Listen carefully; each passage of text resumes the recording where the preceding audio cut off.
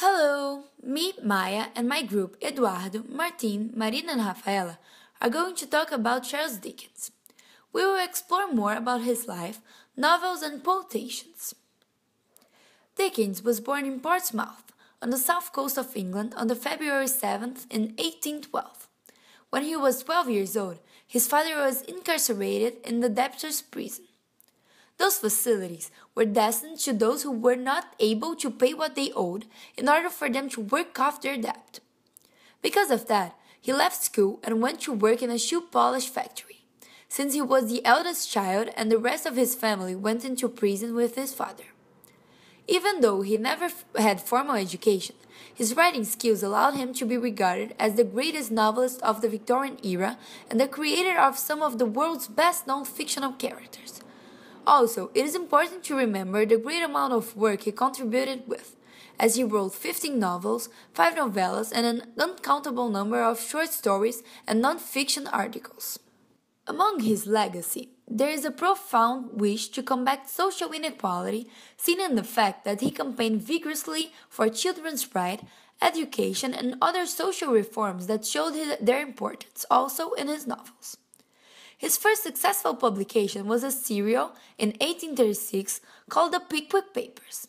It's a sequence of loosely related adventures that brought literature to those with less resources, just as we can see in one of the most famous quotes of his work. Poetry makes life what lights and music do the stage. Oliver Twist was published a year after that.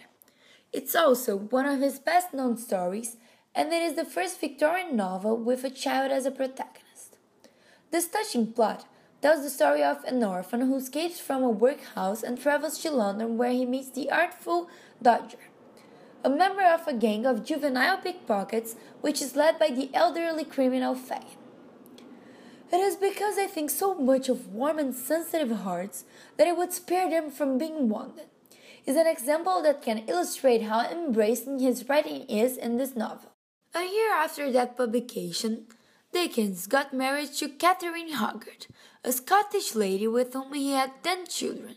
7 of them were men and 3 women. Her sister Mary became a character in many of Dickens' books, since he became very attached to her when she spent some time at his household after he got married to Katharina and, unfortunately, died a little after that.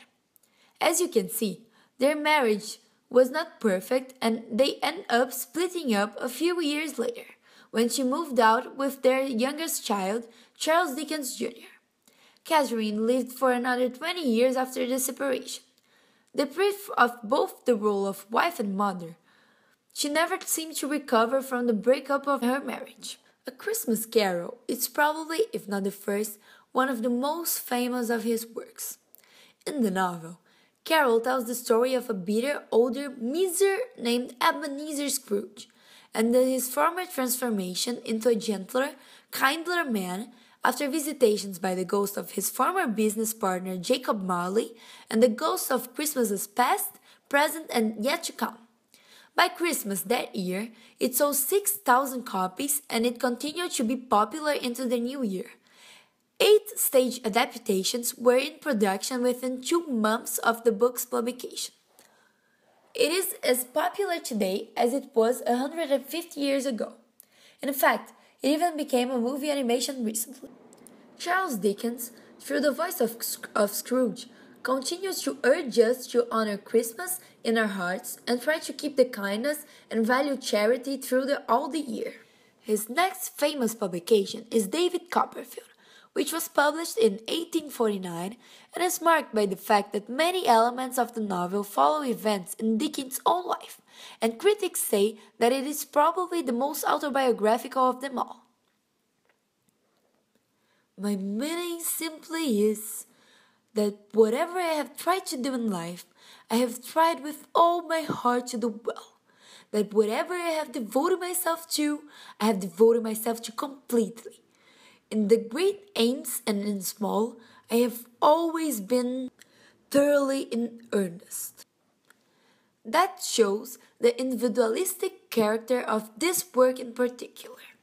In 1859, 10 years later, he publishes A Tale of Two Cities. The novel is set in London and Paris simultaneously, before and during the French Revolution. It depicts the condition of the French peasantry demoralized by the French aristocracy in the years leading up to the Revolution. It is filled with historical facts and thoughts on the human condition during that time, since he was active in defending social causes and reforms. A wonderful fact to reflect upon that every human creature is constituted to be that profound secret and mystery to every other. Deep, isn't it? That was followed by The Great Expectations in 1861, which depicts the personal growth and personal development of an orphan nicknamed Pip. Those two major novels were resounding successes. During this time, he was also the publisher, editor, and a great contributor to the journals Household Words and All the Year Round. On the 8th of June, 1870, Dickens suffered a stroke at his home. He never regained consciousness, and he died at the Getz Hill Place the very next day. Dickens was laid to rest in the Poets' Corner of Westminster Abbey.